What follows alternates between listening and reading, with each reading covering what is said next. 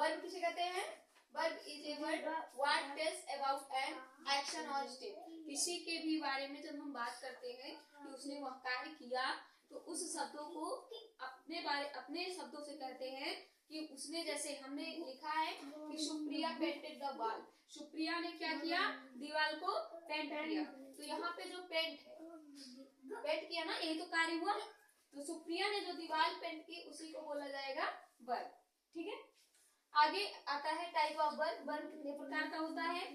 There are mainly two type of verb, main verb and helping verb. Mainly verb दो प्रकार का होता है। नंबर एक मेन वर्ब होता है और दूसरा हेल्पिंग वर्ब होता है। मेन वर्ब का मतलब क्या होता है? मेन वर्ब का मतलब क्या होता है? सीधी क्रिया। मेन वर्ब का मतलब सीधी क्रिया। मेन वर्ब और action verb are used to express an action. कोई कुछ कर रहा है उसको हम सीधे तरीके से बोल दे। जैसे कोई गाना गा रहा है तो हम बोलते हैं कि गाना बहुत अच्छा गा रहा है, उसकी राग बहुत अच्छी है। ये सीधे तरीके से हो गया, इसलिए क्या कहलाता है? वर्ब। मेन वर्ब मतलब वो ये कार्य कर रहा है, हम डायरेक्टली उसको बोल रहे हैं। ठीक है, main verb of also two type. Main verb कितने प्रकार का होता है? दो प्रकार का होता है। पहला ट्रांजिटिव वर्ब, दूसरा इंट्रांजिटिव वर्ब। ट्रांजिटिव वर्ब क्या होता है? These are the verb which need an object to complete the sentence. ये क्या कहलाता है? इसकी हिंदी होती है सकर्मक क्रिया। इसकी हिंदी क्या होती है?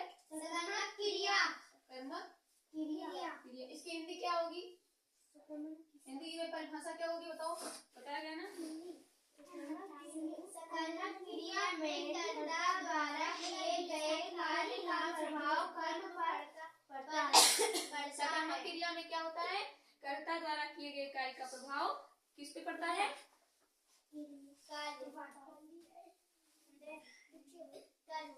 कर्म पर पड़ता है। कर्ता द्वारा किया गया कार्य का प्रभाव किस पर पड़ता है? कर्म पर। अर्थात सब्जेक्ट का प्रभाव किस पर पड़ता है? ऑब्जेक्ट पर। सब्जेक्ट का प्रभाव किस पर पड़ता है? ऑब्जेक्ट पर। ठीक, बात समझ में आई? दूसरा क्या है? Intransitive verb. There are the verb which do not need an object to make the sentence। इसमें क्या होता है? कर्ता द्वारा किए गए कार्य का प्रभाव कर्म पर नहीं पड़ता। यहाँ पे आपको ऑब्जेक्ट की कोई जरूरत नहीं होती है। हेल्पिंग वर्ब किसे कहते हैं? Helping verb are used before the main verb to convey additional information to possibility of time. जब किसी भी चीज में उसके उपस्थित होने का समय जोड़ दिया जाता है और उसमें थोड़ी सी अपने तरफ से इंफॉर्मेशन, अपने तरफ से थोड़ी सी जानकारी डाल दी जाती है और मेन वर्ब से पहले हेल्पिंग वर्ब का प्रयोग होता है। जैसे helping verb can B divided primary and model axillary verb. Helping verb कितने प्रकार का होता है? दो प्रकार का होता है।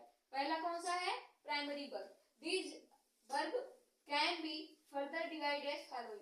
जैसे वर्ब को जो टू बी से जोड़ेंगे तो इज, एम, वर्ब अगर उसमें बी वर्ब आ रहा है, क्रिया बी आ रही है, तो वहां पे हम क्या कर सकते हैं? बी के साथ क्या क्या जोड़ सकते हैं? बी के साथ हम इज जोड़ सकते हैं। जोड़ सकते हैं नहीं जोड़ सकते? हाँ, जोड़ सकते।